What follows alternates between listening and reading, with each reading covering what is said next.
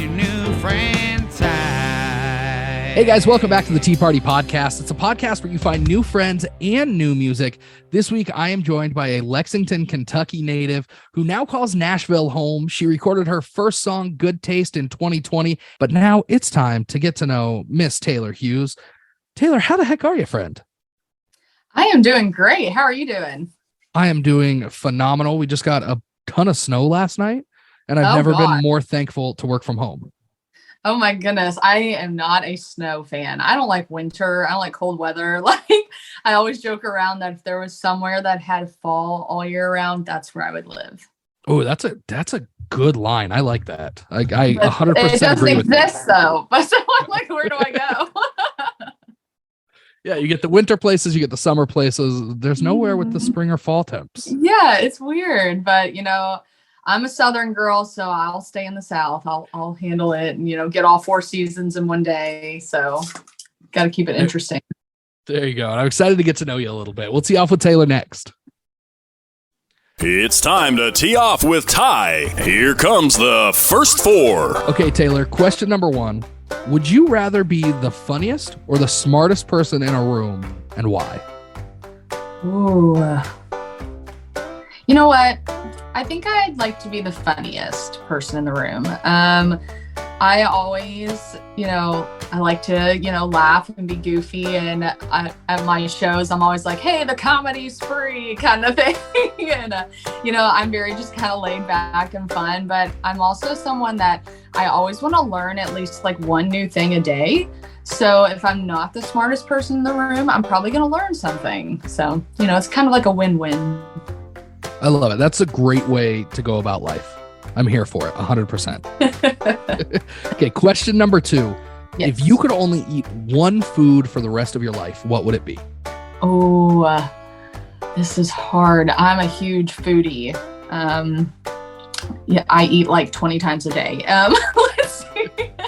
I have a huge sweet tooth. So that's probably cake. I love cake. Any particular type of cake or from a specific place? There's a bakery here in Franklin, Tennessee that I get my birthday cake from every year. It's called Triple Crown, and they make amazing cake. And I think my favorite's their German chocolate cake. I haven't had a good German chocolate cake in a while. I feel like that's an underappreciated cake. It totally is. And it's like probably my favorite. Like I love all cake, I don't discriminate, but German chocolate's my favorite, and they make fantastic cakes, but really just like all their desserts are really good. So like I'll go there and spend like $1 billion on little treats and stuff. It's bad. It's a really bad habit. So you're a cake fan and you're from the other side of the country. So I need to know if this is only like a Northwest cake or if it's everywhere. Have you ever heard of a pink champagne cake? I've heard of that. I feel like I've had that, but I don't. That makes me feel less crazy. You don't see it a lot down here. I think that's maybe like a specialty kind of thing. But yeah, no, I think I've heard of that.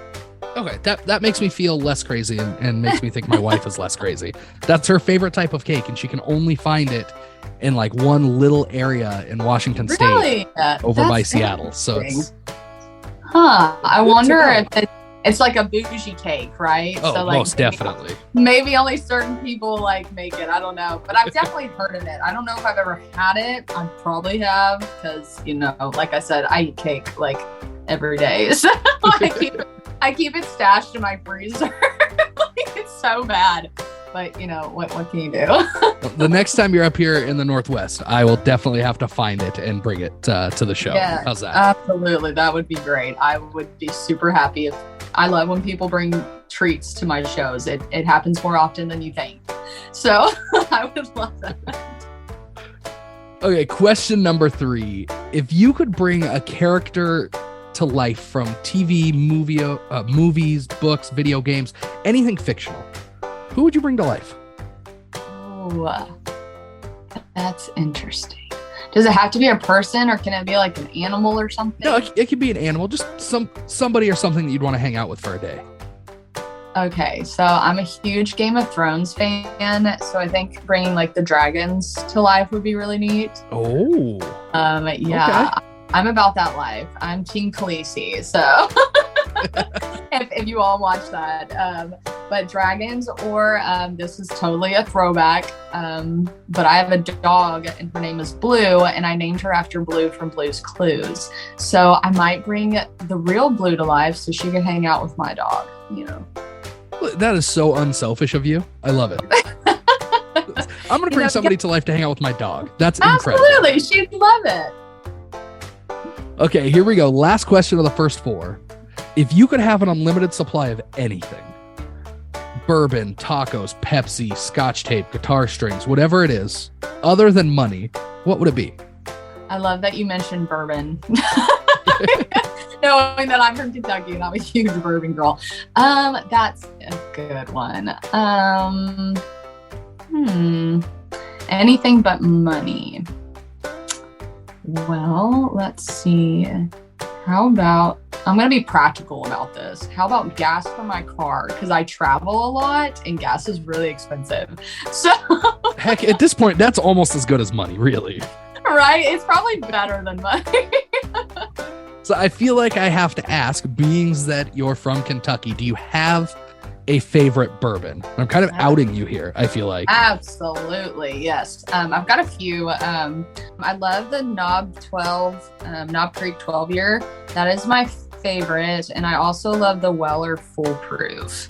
Those are probably my top 2. And I'm very bougie with my bourbon. Yeah. I like it. I didn't used to be that way, but then my family and my husband are very big into bourbon. So they're like, Taylor, come on now. So I started to dive into it. And now when we go out, I'm like, I need a really nice old fashioned or. Oh, yeah, now you're just lost in it. Yes. And people are like, oh, okay. And I'm like, yeah, I'm picky now. My palate has developed and now I know what's good and what's not. My taste is expensive. I can't help it. So if you're looking to hang out with Taylor Hughes, bring a German chocolate cake and some bourbon and you guys will be best friends. Oh, absolutely. Pretty simple. I'm easy to please. Like if you just give me food, I'm probably like good to go. Well, Taylor, thank you so much for playing along with the first 4.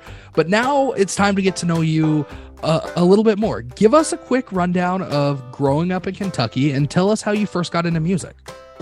Yeah, so originally from Lexington, Kentucky. I lived there, born and raised for 25 years. I've always loved singing ever since I was little. In preschool, we have home videos of me putting on performances or me doing shows at school. There's actually a hidden video somewhere in my parents' house of me performing in preschool, and I like pushed my way to the front to sing in front of everybody. And like I'm like telling other kids that can't sing, I guess. I don't know. How would I know that in preschool? I'm like, shh, be quiet, let me sing. But no, I've always loved it, but I was involved in choir and I would always sing for my friends or in the shower. But what's funny about how I came into music was that no one actually truly knew, like, this is what I wanted to do. No one actually really knew that I could like sing. So, and what I mean by that is, I was very involved with athletics. I was a volleyball player. I played all year round from middle school through almost the entire high school career. But I blew my knee out my junior year of high school. So that was no longer an option. And I was actually, going to go to college on some scholarships for volleyball. And it was kind of like a blessing in disguise because, I was like, oh my God, what am I going to do with my life? I thought I was going to college based on this. Like, I wanted to play pro, the sand volleyball and the Olympics and stuff like that. And I was like, well, maybe this is where I can really dive into my music. So I told my parents that I wanted to take guitar lessons and they were like, oh, well, sure. Yeah, why not? And my parents have always been super supportive of anything I want to do. So my dad took me to go get lessons, and come to find out, my guitar teacher, who I still work with today, he's basically family. I call him my uncle. He is someone that my dad babysat way back in the day. So it was almost like this full circle moment, like it was meant to be. that we met. And his name's Paulie Felice, and he's absolutely amazing, wonderful person, great teacher. And like I said, I still work with him today, but I had a few lessons with him. There was no way I knew anything more than like maybe 4 chords. And he was like, and I was like singing during one of our lessons, and he was like, "Oh, you sing?" And I was like, "Oh, I dabble in it. I sing to myself." And he was like, "No, you sing. We're taking you to Nashville." So there was like a TV Comcast down here that he was hooked up with called Nashville Spotlight. I don't think it's on anymore. But he came to my parents, was like, "Hey, we're going to take Taylor to Nashville. She's going to play." And my parents were like, "She's going to do what? There's no way she knows how to play guitar." And he was like, "No, Taylor sings. She doesn't need to play guitar." Like I was going to go down there and sing to some tracks, And they were like, "That's funny.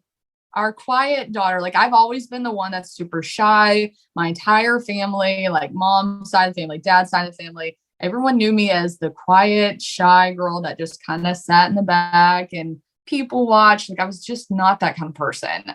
And so everyone was very shocked when they found out that, "Oh, Taylor sings. She wants to be on stage in front of hundreds of people. What is this?" And we came down here. That was how I got my start, really, was singing at the Nashville Palace, which is still around. It's a great venue here.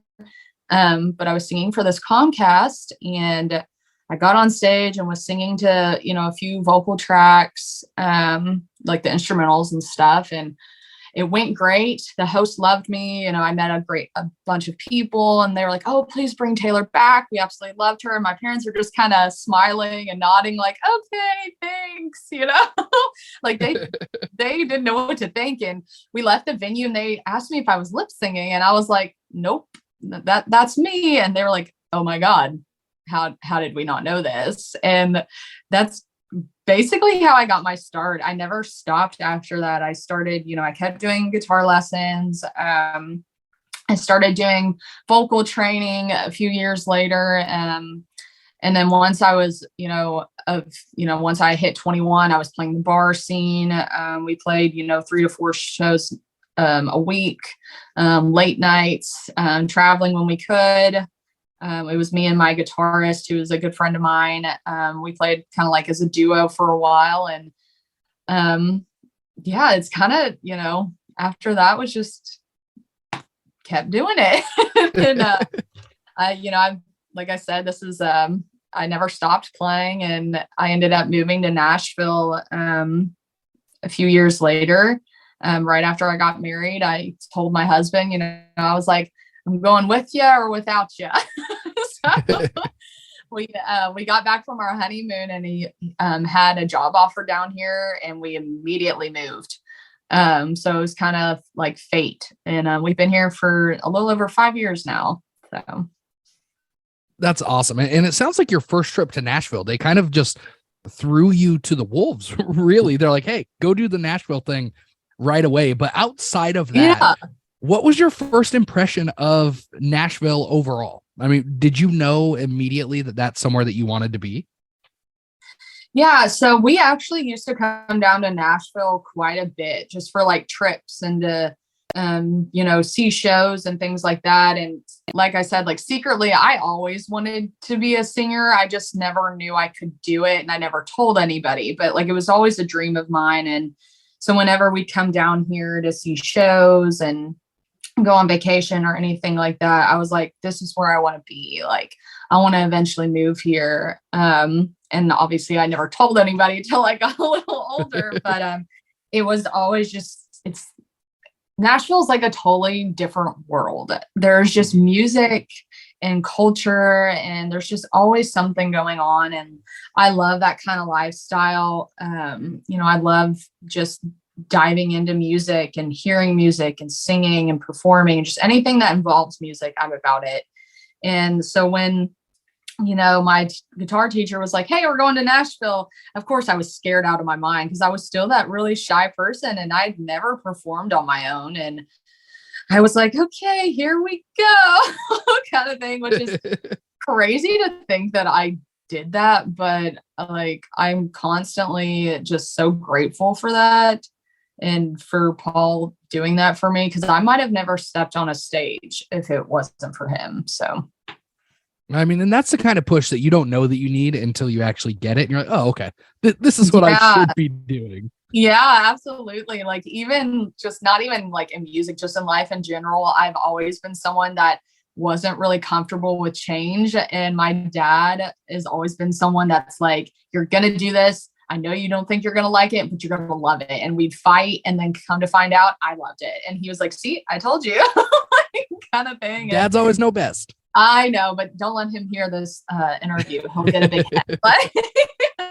But yeah, sometimes you do need that. You have to be pushed out of your comfort zone. And this business will definitely do that to you. And I think it's helped me grow a lot. And I'm always just super grateful for the people that have done that for me. Or even if it was myself that was like, Taylor, you got to get out of your head and you just got to do it. Like, you never know what's going to happen until you try, For sure. And now that you're a Nashville local, we'll say, if you had somebody that was coming to town that had never been to Nashville before, would you recommend that they go to Broadway or Midtown first? Ooh, well, it kind of depends on the kind of person they are. So as a local, I avoid Broadway like the plague. Not because it's super fun and I'm always down to go out and have a good time if there's a group of people in town that want to go and experience it. I do think it's something that if you've never been to the area, you got to do it at least once, right? Mm-hmm. But I'm very big on checking out local spots. So Midtown is really cool. You'll find a lot of local artists playing there and local restaurants and things like that. So you're not going to get your regular chains or your regular, every bar is playing the same song kind of thing, So I definitely think it's, try Broadway once and then go explore, go to the local spots, get out of Nashville. I always, recommend going down to Franklin. It's one of my favorite spots here in the area. It's actually where I lived when we first moved here. We were there, we rented in Franklin for about a year and a half. And it's just such a cool city. And it's very, it's kind of small, but it's still it has a lot of character to it. And downtown Franklin has music and, local restaurants. And that's where the bakery is that I love. So it's just, that's you got to get out. Things. Yeah, exactly. Yeah. Right. It's where our favorite bourbon bar is that we go to. So yeah, you got to get a taste of everything. I think you got to get a good balance.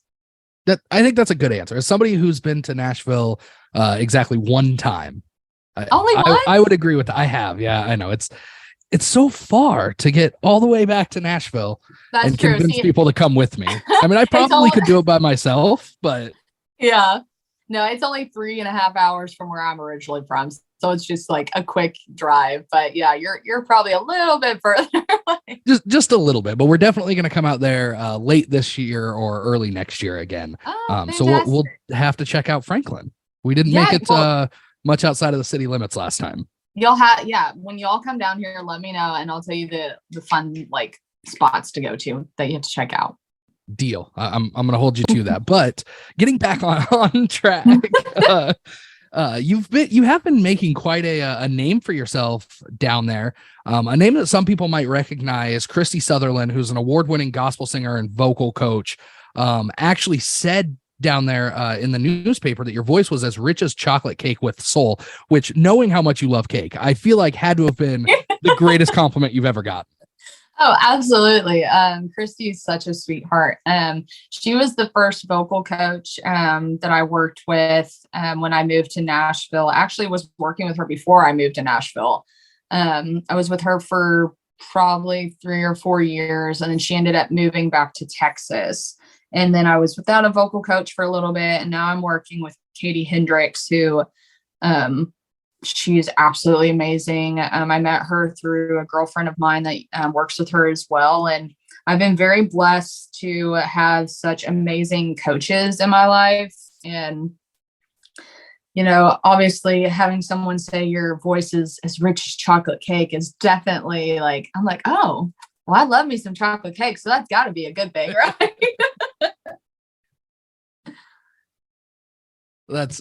So let's kind of take a step back here and give everybody a chance to hear what that rich chocolate cake sound is like. We've got, I think it's the second song you put out. It's called Pray Into the Whiskey. Give us the story behind this song. What was the writing and recording process like for you? Yeah, so this was a super fun song to write and record and release for so many reasons. When I moved down here, it was actually one of the first songs I wrote, and it was actually one that I wrote with my dad.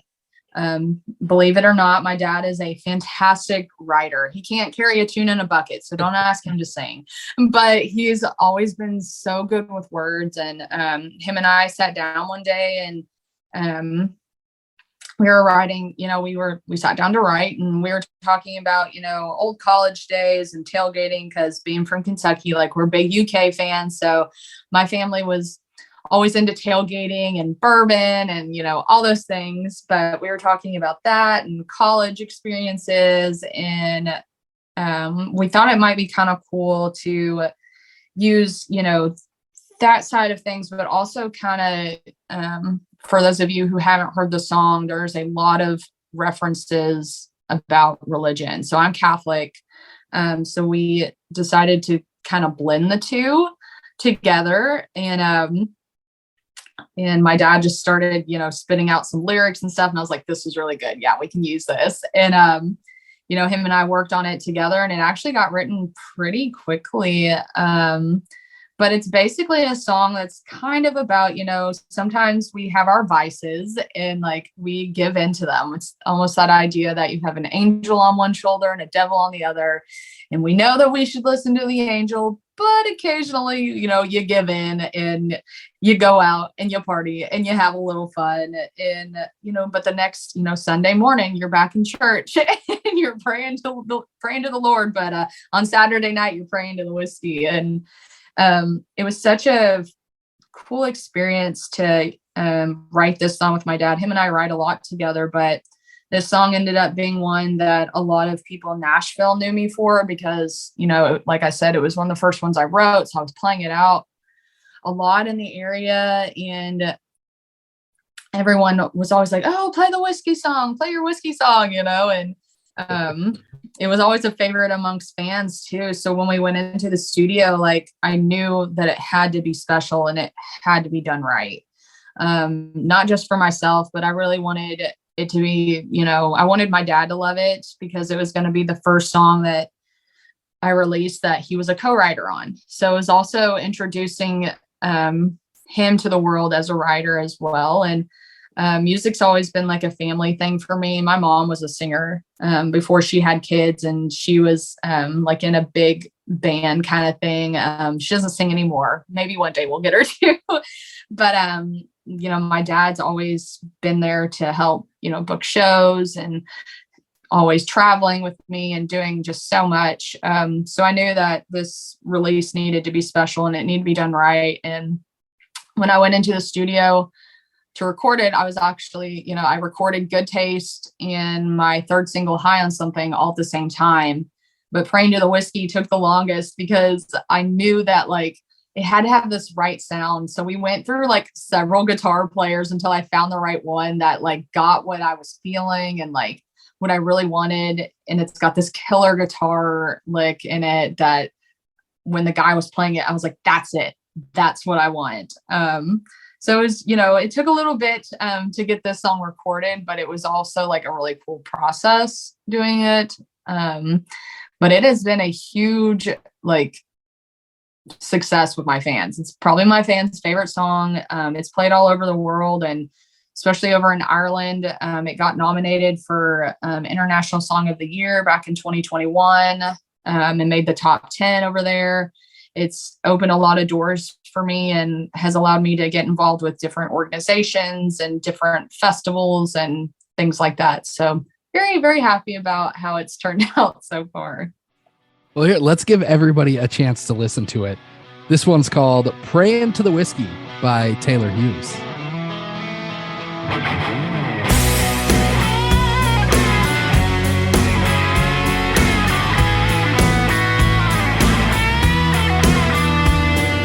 Jim, Jack, Johnny, and Crow, those four apostles, Jane in my soul. That's pretty rough company for a Catholic girl like me to keep, but they're alright by me. My mama would faint if she knew these things about her daughter, you see. But what can I say? God made me this way. Y'all better pray for me. One bread in the rosary just ain't enough for me. Baptize me in the brown water, over ice, don't get no hotter. Devil's cut, that ain't my father. I won't quit till I hit the bottom. Sunday morning I'll be on my knees, but tonight you can find me praying to the whiskey.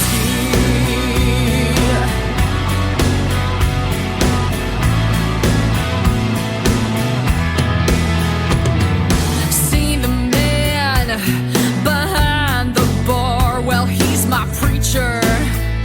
Till he yells, last call, I'm a sinner. But I don't mean no harm. I'll be confessing till the liquor's all gone. One bread in the rosary just ain't enough for me. Baptize me in the brown water, over ice, don't get no hotter. Devil's cut, that ain't my father. I won't quit till I hit the bottom. Sunday morning I'll be on my knees, but tonight you can find me praying to the whiskey.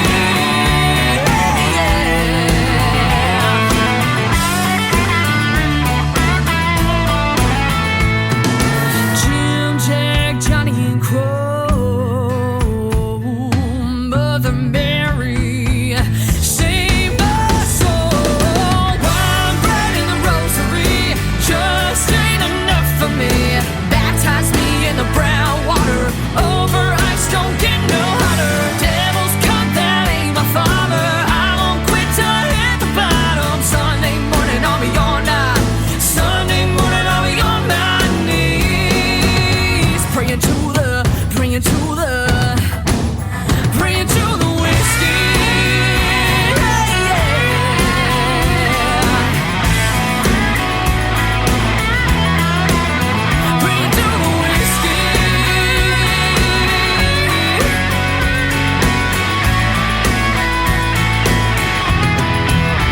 Praying to the whiskey. And that one was called Prayin' to the Whiskey by today's guest, Taylor Hughes. And Taylor, you mentioned that it was nominated for an award all the way in Ireland.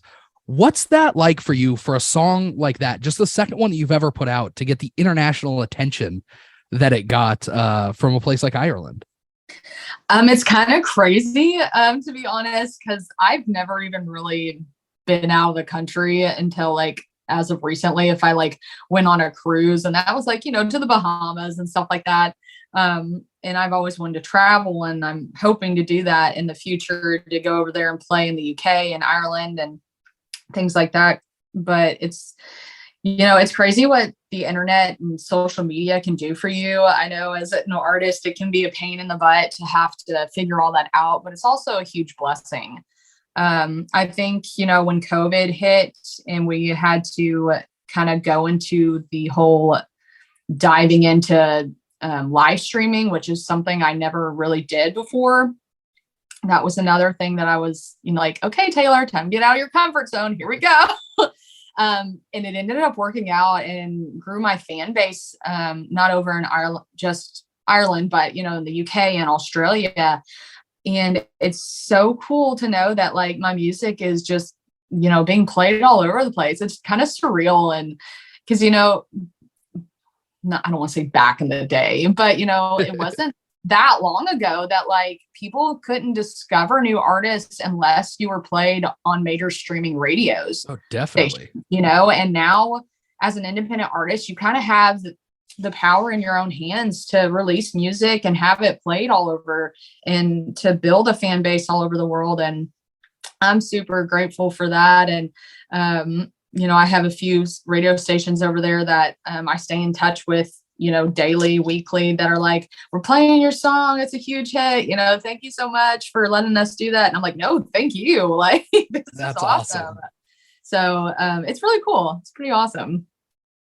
That sounds incredible. I mean, it's one thing to kind of be recognized in Nashville, in your hometown, in your own country, but to be recognized internationally like that, that's a heck of a way to kick off a career for sure. Absolutely. Yeah. I mean, and like I said, like, I love traveling.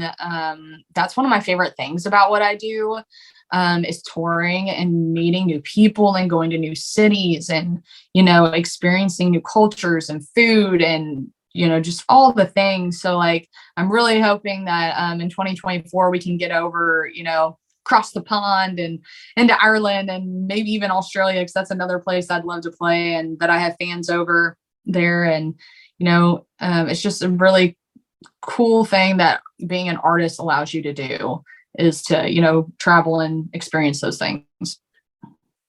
And if you like traveling, we've got a fantastic question for you when we wrap this up in the final four. So I'm excited to get there. But first, I want to talk a little bit about your songwriting and about you building the song itself. When you sit down to write, when you first start out, are you typically a solo writer, or do you sit down with somebody like your dad and co-write more often? Before I moved to Nashville, I did a lot of solo writing. But when you move to Nashville, it's very much based on co-writing and things like that.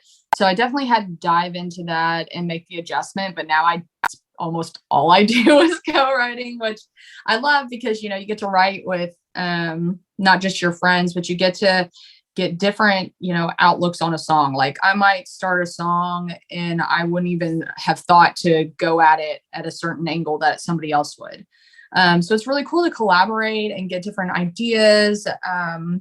But occasionally I will, still test myself and challenge myself to make sure that I can still write on my own. And that's always fun, because I think that's very therapeutic, because sometimes there are certain topics that like, I feel like only I can get what I'm feeling out. And sometimes I need to do that on my own. But collaborating is one of my favorite things. And I have a few people that I write with here in town that I just know every time we walk into the room, we're going to have an amazing time. We're going to laugh and catch up, but we're also going to get a great song out of it. Whether it's for me, whether it's for them to cut, whether it's for something that we're going to pitch to another artist.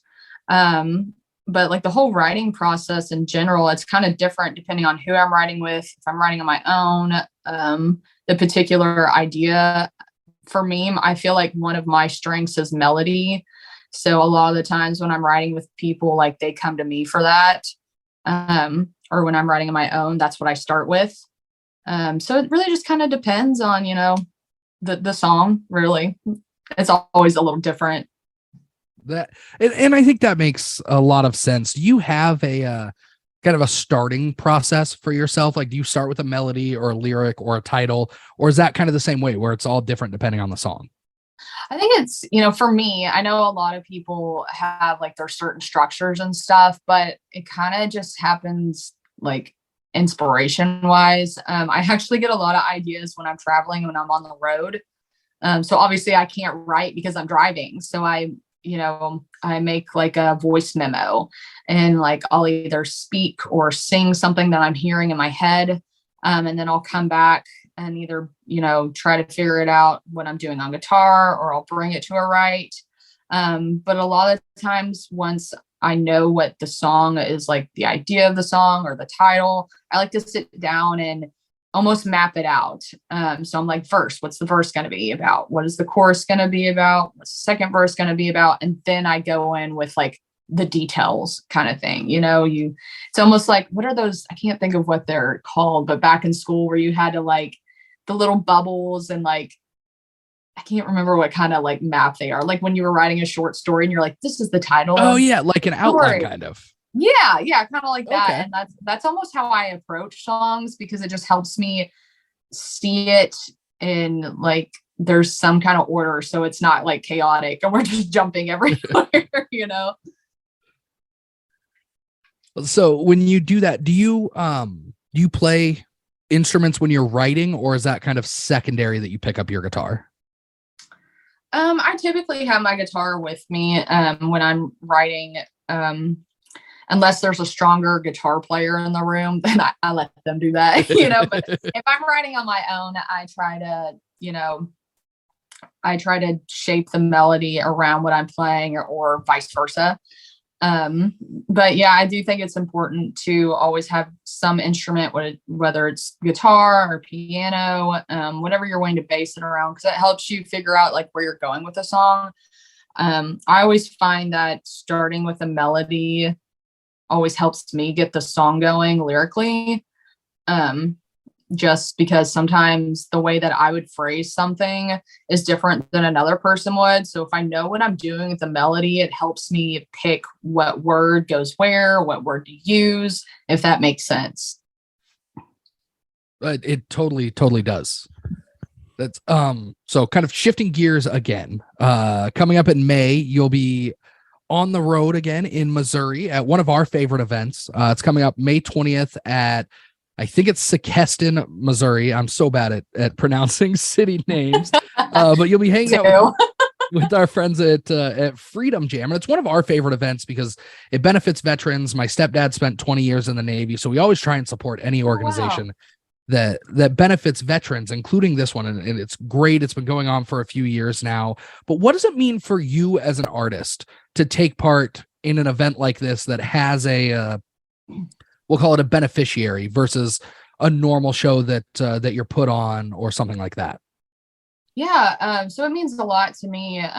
Like you have family that, you know, are veterans. So do I. My Opa was in the military, and that's actually where he met his wife, my Oma. She's no longer with us, but they were both in the Army. I have an uncle that was in the Navy. I've had cousins that served in the Coast Guard.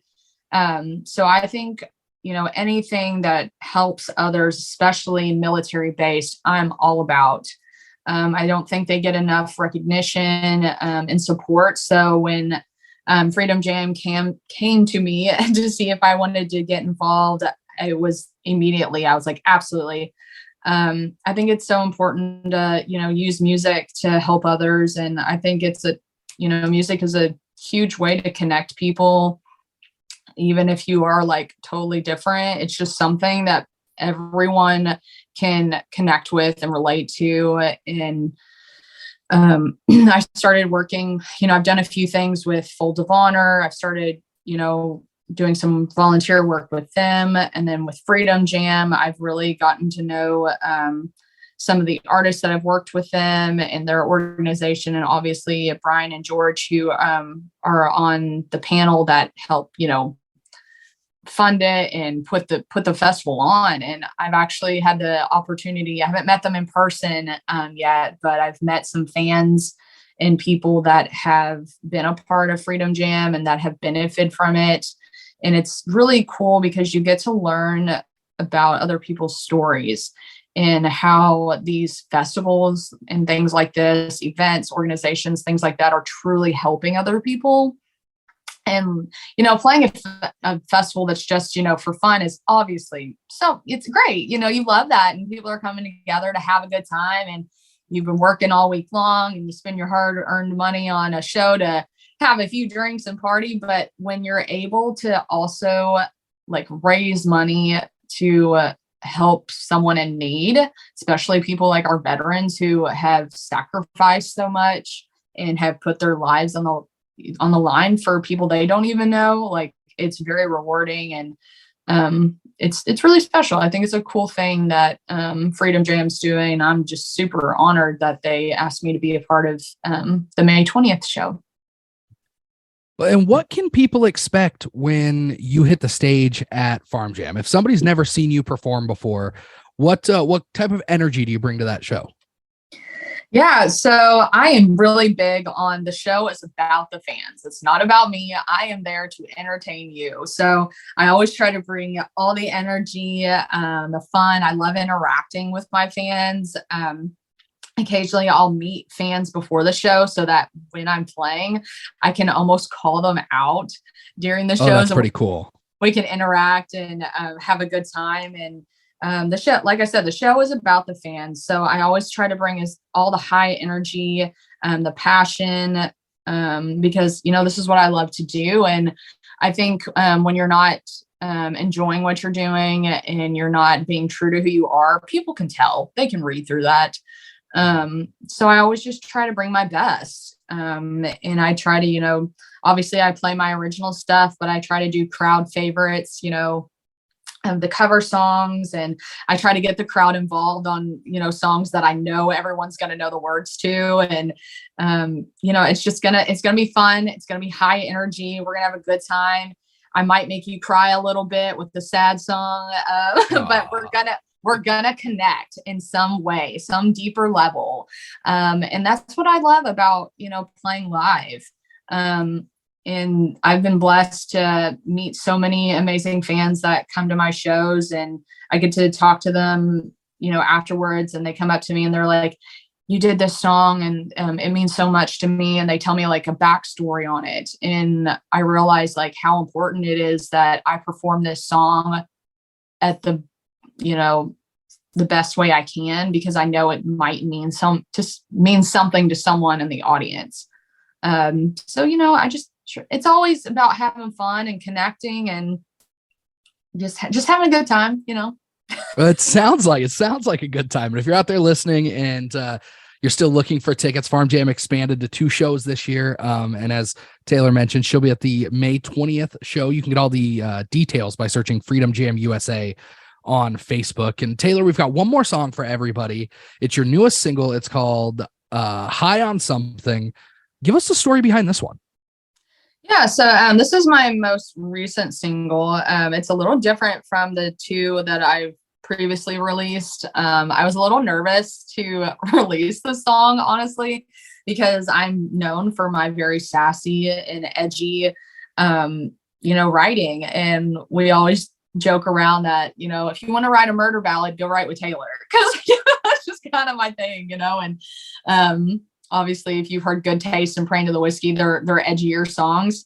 But this was my first love song that I released. And when I wrote it with my co-writer, Stephanie Joyce, she's kind of in the same boat. She typically steered away from a love song. So when we sat down to write it, we were like, you know what? You don't have a love song in your catalog. We need one. So we wanted it to be unique. We didn't want it to be, like most cheesy love songs, and so we were very particular about that. And I got a lot of inspiration from fellow Kentucky artist, Chris Stapleton, and his storytelling and his power and passion that he has in his songs. So I knew that I wanted this song to be like that too. And it is a love song, obviously, but it's a different take on love. It's kind of, about a love that's been going on for a little while. It's not new. It's not puppy love or anything like that, but it's one that grows. There's challenges, obviously, but there's just something about that person that you're in love with. You might not be able to put your finger on it, but they get you high on something. Like there's something about that love that gets you high. And that's what we did with the lyrics in this song. And it's been doing really well too. It actually charted in the top 100 down in Texas on their internet radio, which is really cool because I've always been told that I'm very more like Texas style artist, which I love that kind of music. So when I found out that my song was charting down there, I was so excited because I didn't even think anyone down there knew who I was. But yeah, it was, like I said, I was nervous about the release, but everyone has responded so well to it. And I also like that it was able to kind of show off my vocal chops a little bit. So that was fun being able to go into the studio and do that. Well, here, let's let everybody take a listen to it. This one, it's called High on Something by Taylor Hughes.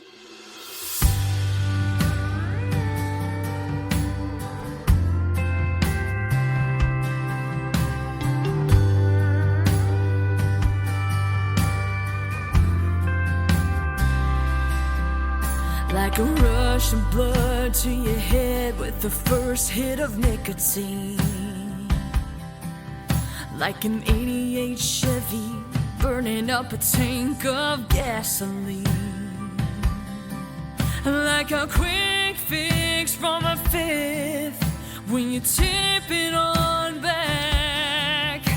A type of buzz that comes and goes, it don't ever last. But with you, I ain't coming down.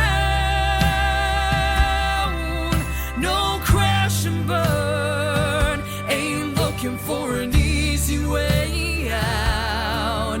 And it ain't a drunk, it ain't a drug, whatever it is, it's more than enough. And I don't know much, but I know one thing: you got me high on something.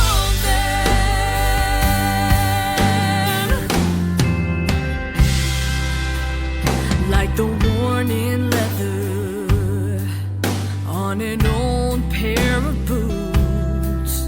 Like the lazy stretch of a long June afternoon. Like a 10-year bottle of bourbon. Takes time, but damn, it's worth it. Slow to build the fire, but that's what keeps it burning. 'Cause with you, I ain't coming down. No crash and burn, ain't looking for an easy way out. And it ain't a drunk, it ain't a drug, whatever it is, it's more than enough. And I don't know much, but I know one thing: you got me high on something.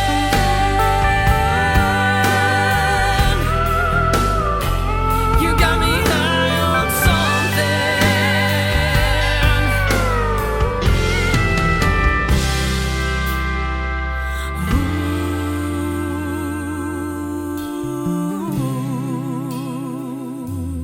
'Cause with you, I ain't coming down. No crash and burn, ain't looking for an easy way out. And it ain't a drunk, it ain't a drug, whatever it is, it's more than enough. And I don't know much, no, I don't know much, but I know one thing: you got me high on something.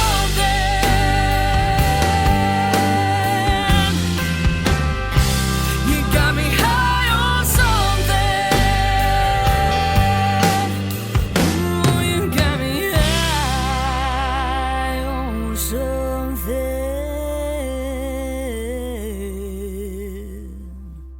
And that one was called High on Something by today's guest and future Freedom Jammer, Taylor Hughes. And Taylor, I want to circle back a little bit to your hometown for just a second, because just a couple of days ago, you won Country Artist of the Year from the Lexington Music Awards. What does that mean for you to be recognized by a group like that from Lexington? It means so much. I moved down here a little over 5 years ago, and sometimes it can be worrisome if you're like, well, does my hometown still remember me? Do they still support me? Are they mad that I left? Kind of thing, but I just knew that like I needed to come to Nashville to really chase this dream. So it means so much that I still have that hometown support. I love what I do. And every time I step on stage, I do it for my fans. I do it for my family, my husband, my friends, everyone that has supported me along the way. So it means a whole lot to know that not only my hometown, but my peers in the area still respect what I do, and they believe in what I'm doing, and that all this hustle and all this grind and the ups and downs is paying off. So it was very exciting. I didn't think I would win. I was the only female nominated in that particular award. So it was pretty cool to be like, all right, boys, I'm here. Like, like I didn't come to mess around. So it was really exciting. Well, and it seemed like you were having a great time. I saw the pictures on Instagram, and I guess this is a good time to bring it up. Where can people keep up with what you have going on, and what are your social media and website? Yeah, so you all can follow along. If you go to my website, it's taylorhughesmusic.com. Subscribe to that. I send out a monthly newsletter the first of the month, and it kind of tells you, what I've got going on that month, whether it's shows, festivals, if I'm working on new music, which I am excited about that. That's a new project I've got coming, some new music. But you kind of can stay in the loop on all the behind the scenes stuff. But it also has all my social media on there as well that you can get to. So if you guys go to Facebook and Instagram, those are both Taylor Hughes Music. I'm on TikTok now as Taylor Hughes Official. I'm on Twitter as well, which is, I believe it's Tay Hughes _music or Tay _music. I'm not even sure. Twitter's really big over in like the UK. So like, that's kind of why I use it, because they love it over there. So it helps me stay in touch with them. But you can find all my social media on my website. So there's little icons on there that you can click on. It'll take you to the pages. And we'll have a link to your website in the description of this episode as well. And for everybody out there listening, it's at Tay Hughes _music on Twitter. No, thank you. So know, and I know. That's okay. I pulled it up. The perks of being in front of a computer. Keep touch with all of them. I'm like trying to remember passwords and like, what is this? Right. Well, Taylor, it has been an absolute blast. I'm excited for you to do Freedom Jam, and we'll definitely have to do this again in the future. But before we let you go, we end every podcast the same way that we started, essentially. We call it the Final Four. Are you up for it? I'm up for it. Let's go. It's time for the Final Four. Okay, this first one might be kind of easy. What's your favorite guitar brand or style? Ooh, this is not an easy one because I'm all over the place. Everyone always asks me, why don't you have a Taylor guitar? And I'm like, that's a good question. I don't know. But I've always been drawn to like Gibsons. I love any guitar that's got like a deep rich tone. Mm-hmm. I'm not real big on like brighter sounding guitars. I've got a few guitars there. I only have one Gibson at J45, which I love. It was a gift to me, but I have a blue Ibanez that was just kind of a cheap one, but everyone loves it because it's blue and it's really pretty and it actually sounds great. But any kind of like warm sounding guitars, but it's hard to beat a Gibson, It really is. I'll give you that. I mean, Gibsons just have such a unique sound. I love them. Yes. That's a great pick. Okay. Question number 2 of the Final Four, and you can look at your phone and cheat if you need to. But who are your 3 most recently played artists on your Spotify or Apple playlist? Oh, Morgan Wallen, and Morgan Wallen. Actually, I could see that this week. That would make sense. Oh, his new album, I've listened to it front to back to front like 8,000 times. It is so good. But him, Miranda Lambert, that's my girl. Them, and then I'm trying to think of my other one. I think it was Tiger Lily Gold. They have a new song out called Shoot Tequila. I don't know if you've heard of them, but they're a sister duo and they're fantastic. Absolutely love them. So I've had their song on repeat as well. Nice. That's a good picks there. I mean, but I really would not have been surprised this week if it was just all Morgan Wallen. I mean, it's that album. I mean, not only is it a great album, but it's 36 songs. So if you get tired of the first 12, you just move on to the second album. Exactly. But it's such a good album. I don't think there's a single song on it that I'm like, I don't like this. Like, they're just all so good. And Miranda Lambert's she's my biggest idol. So like, and my biggest inspiration. So I've been like going back and listening to all of her albums and listening to them. I'm old school. I like to have the album and I listen to them front to back to front. And I wish we weren't in a world where like single, release a single, now another single. I'm like, I want a whole album. I want the whole story, Definitely. And I'm in this weird place where I had a friend give me a CD like 6 months ago.